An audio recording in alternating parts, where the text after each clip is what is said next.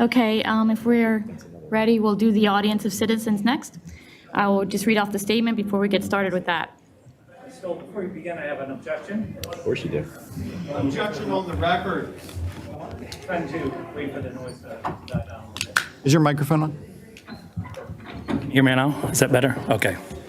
Actually, I have a total of 3 objections, and they're all related to the same topic. All right. Okay. First is the virtual Could you just meetings. start out with your name? Jason Lanier. Thank you. Lansdale, sorry. The first objection is regarding the virtual meetings, and that I don't have an opportunity to object when something is awry.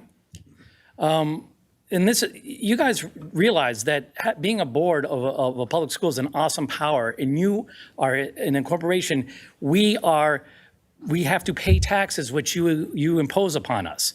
And in the agreement is the school code. And when there's violation of the school code, we need to be able to speak and we need to be able to object. And this is how it's, and the decorum should be much more similar to this, not what happened last week where I've been told to sit down and be quiet. That's not appropriate. So that's my first objection. Just want to get that on the record. I guess that does tie in with, we need to be able to have virtual meetings. This is said in the school code. I can read you the ruling from the OOR again, objection? But you need to be able to have objections. And objections are settled one or two ways. Either they go to vote of the board and they either accept it and they make the change, or they deny it. But that's what it is. Just to say so noted. This isn't a court of law. This is a board meeting in which there has to be objections. What is the second objection? What would you have us vote on? You have to amend the rule change, meaning you're going to have in-person committee meetings, not virtual committee meetings. All right. And if you vote it down, that's so be it. What is your second objection? Well, that's the first. The second objection has specifically to do with last week. So I would ask that you vote on them one at a time. If you can state each of your objections. Okay. The second objection is with the minutes of last week's meeting, which did not accurately describe what I had said and did not reflect, oddly enough, the previous meetings. Meaning it said in generalities what I said, but did not say specifically what I said. And there's a point to that. Because and what is your third objection?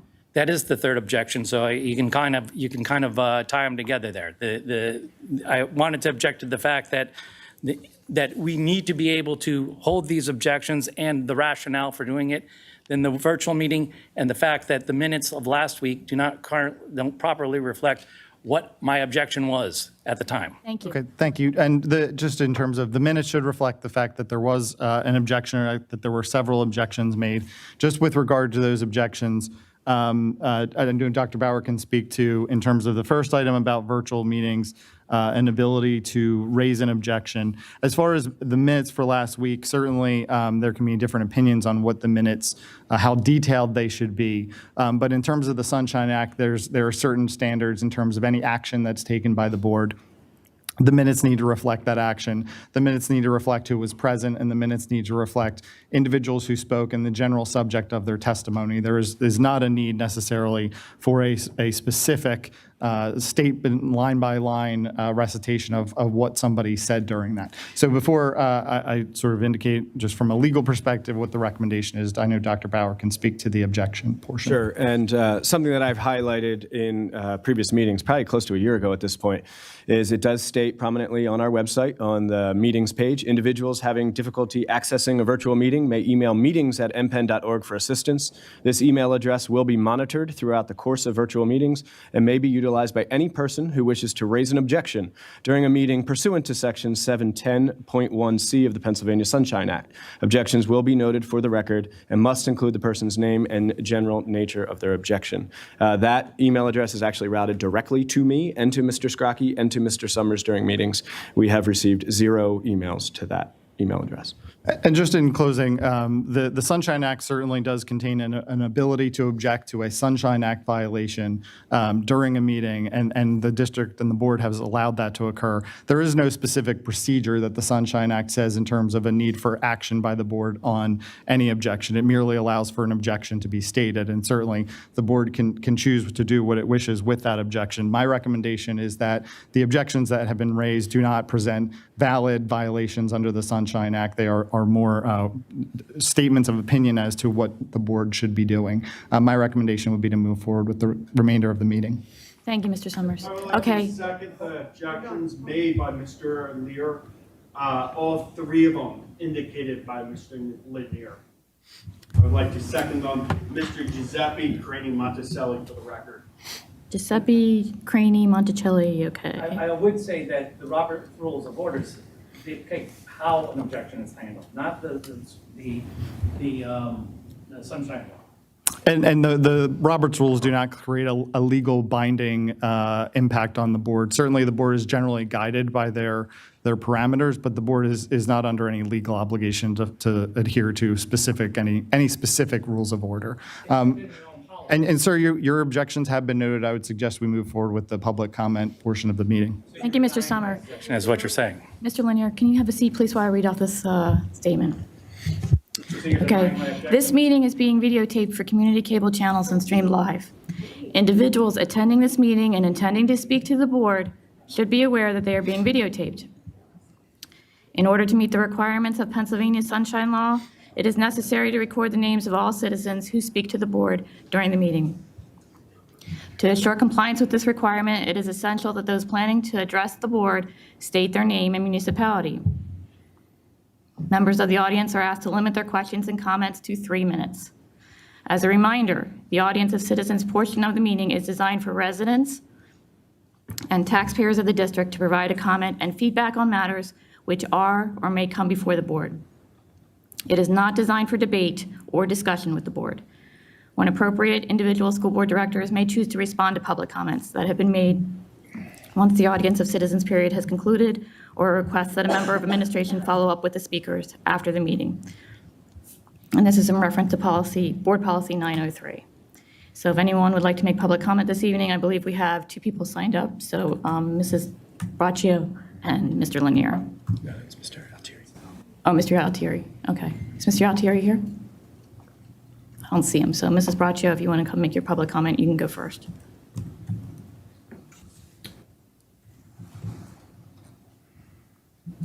Good evening, Pauline Braccio, Lansdale. Last month, I spoke at length, well, not at length, but in my 3 minutes, about Eric Torres. And Eric Torres, as Antichrist, put on his Facebook page, he pinned the meeting and then told his followers, start at 24, it quickly goes downhill, or it goes downhill super quick. And there were all these comments, a lot of them about me, a lot of them that weren't true. And I just find it amazing that this man can be working here. First of all, Mr. Fusco said that he is qualified. He got his IT certificate 4 months ago. There were other candidates who had IT experience for years. So I'm not sure how he was the best candidate. The other thing is, were you aware that, or are you aware that he has worked in the porn industry?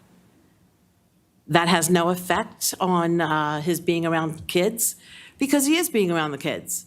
It's not that he's shut away in a room just doing IT. He is conversing with the kids, hanging out with the kids. That's the way he speaks about it.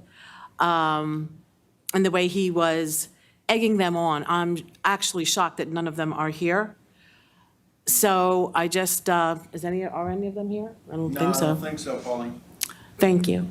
So I'm just really at a loss as to why this man is teaching in the school district. And I had an idea. Perhaps Mr. Summers, Kyle, could come up with something that the parents could sign, every parent who is perfectly okay with teachers talking to their children behind their back, behind the parents' backs, or perfectly comfortable with having Eric Torres around their children in a way that is not supposed to be, they could sign off on that. And they could say, yes, the school district has my permission to put my child in anywhere they want in the school system, in the school district, among people that may not be desirable for my child. And then all the other parents who don't want their children to be, have secrets behind their backs or be around Antichrist, they won't sign it. And then if anything should happen to their children, they can sue, but the other ones who are giving you a release. So maybe that would be a way to go. Kyle, what do you think? You know, I don't understand why parents shouldn't have that choice. They should have a choice that, no, my kid is not going to be around these certain people. Thank you. Thank you, Mrs. Braccio. Is there anyone else that would like to make public comment at this time?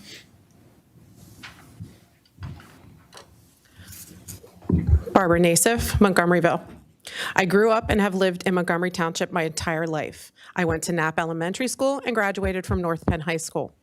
Over the past year and a half, I have not only watched this board virtually, but in person, and I have never seen a board treat parents and concerned taxpayers so disrespectfully and with so much obvious disdain and dislike.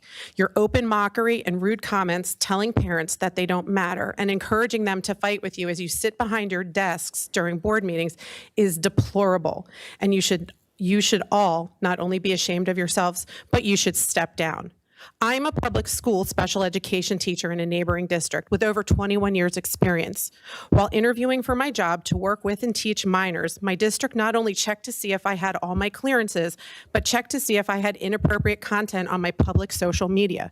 Because as we know, students search up the content and they search up the adults they work with, especially high school students and middle school students. People do not get hired because of their inappropriate social media comments and pictures. In fact, it was encouraged by our former retired superintendent to not have any social media at all. Your HR department is the first line of defense against such issues. My question is, what are your hiring policies? Teachers are held to such stringent guidelines of demeanor both inside and outside of school. Why would this not carry through to all personnel who either work with or come into contact with students on any capacity? What people have on private accounts is their business, but when school personnel have public accounts, that lets students into their personal lives. This is a huge problem. Excuse me, ma'am. Wow. Can we get her name? Ma'am, what was your last name? It was Barb? Nassif. Nassif, thank you.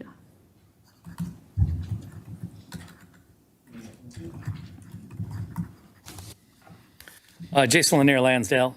Kind of want to go off the last 2 points. We were told at the December meeting that not only was, there's a lot of misconstrued statements by the board about being hateful of an individual as opposed to questioning the policies by which he was hired. And this is largely what I was objecting to regarding the minutes, not properly reflecting what was said. And in one of those, after a lot of the public comment, Ms. Wesley went ahead and said that that I'm paraphrasing, but that Eric Torres was hired because he was the most qualified. It's my contention that you are being pushed into doing this from the NEA. Maybe you're willingly being pushed by the NEA, and Ms. Skoll laughs. But I look at the new business from the NEA, and they talk specifically about hiring people of transgender and LGBT and so on and so forth. They are making it a push in their policies and their new business. Not once, not twice, not 3 times. There's 7 different times they're talking about introducing this into schools. So I don't think the NEA is a friend of the parents and the students. I think they don't have the best in mind, their best interest in mind.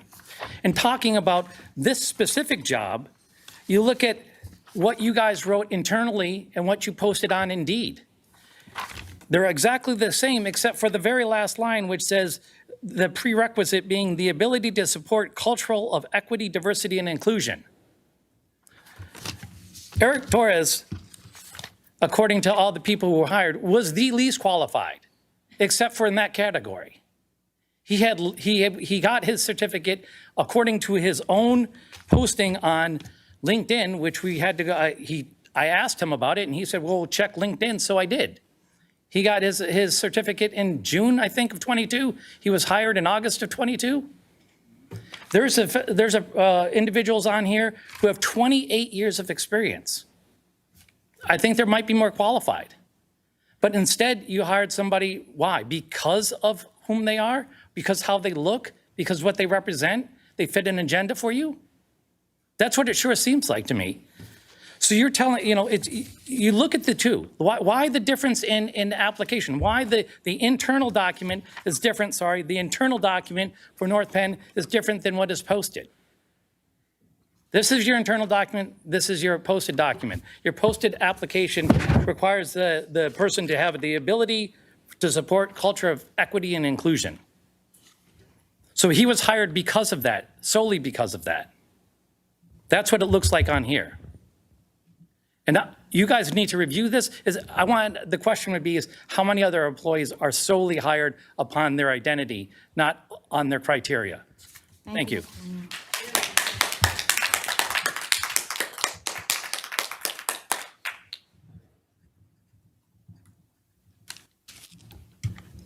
Roseanne Gadd, Lansdale.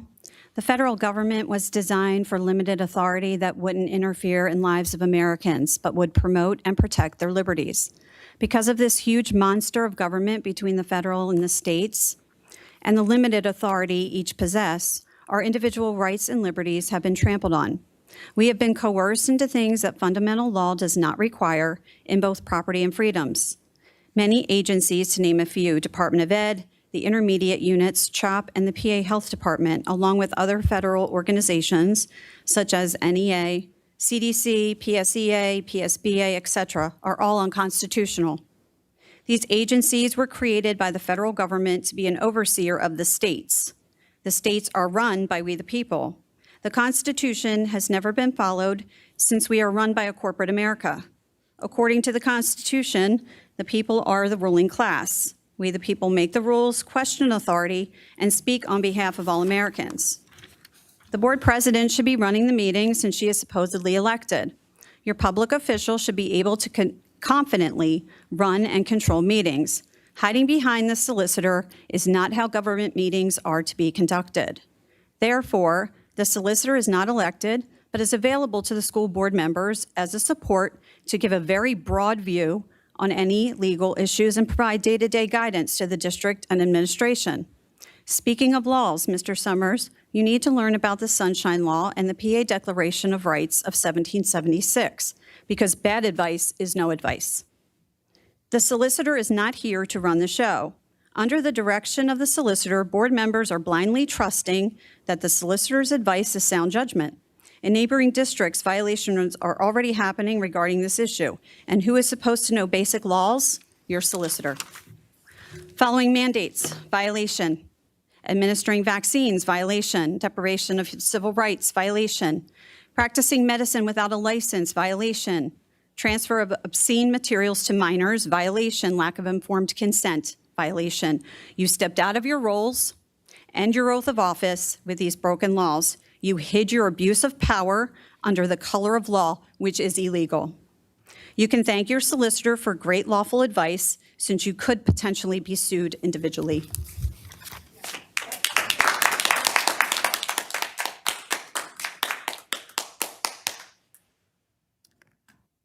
Okay, is there anyone else who would like to make public comment? Seeing none, we'll move on then. Next up is the approval of the minutes. Can I have a motion, please, to recommend approval of the minutes from the January 19th, 2023 board action meeting and for the February 7th, 2023 work session meeting, please? So moved. Second. Objection. Again. Could you just state your name for the minutes? Lansdale. Again, Robert's Rules of Order of how objections are to be handled. This is your policy 006. Your policy, school district's policy 006. All board meetings shall be conducted in an orderly and business manner. Robert's Rules of Orders newly revised, including grouping rules shall be used as a guide by the board in conduct of the board meetings and shall govern the board's deliberations. Is that the end of your objection? My objection is that you need to either you need to recognize my objection, not by just is your noting it, objection? but you have to put it to vote. You have to either say, is this going to be, I'm there to accept the objection and we will make the change, or we will reject the objection. That is what the Robert's Rules of Order says you need to do. You have a policy which says it needs to do that, and you need to do that currently. You can't just so note it and decide because the Sunshine Law doesn't say it, that you don't need to do it. I second the objection that has been laid upon the table by Mr. Lanier. Okay. The minutes should reflect that another objection was made. And just in terms of the recommendation for the board, the ability under the Sunshine Act is to make an objection under the Sunshine Act, that some aspect of the Sunshine Act has been alleged. The suggestion that Robert's Rules of Order, which as Mr. Lanier mentioned, in our policy references that those should be utilized as a guide, not necessarily that they create any enforceable right that the board is obligated to follow exactly what Robert's Rules of Order require. So certainly I don't believe that there's any violation of the Sunshine Act has been alleged. It's more of a request that a certain procedure be utilized. There is no requirement in the Sunshine Act that the board vote on any objection. So my recommendation would be to proceed with voting on the minutes.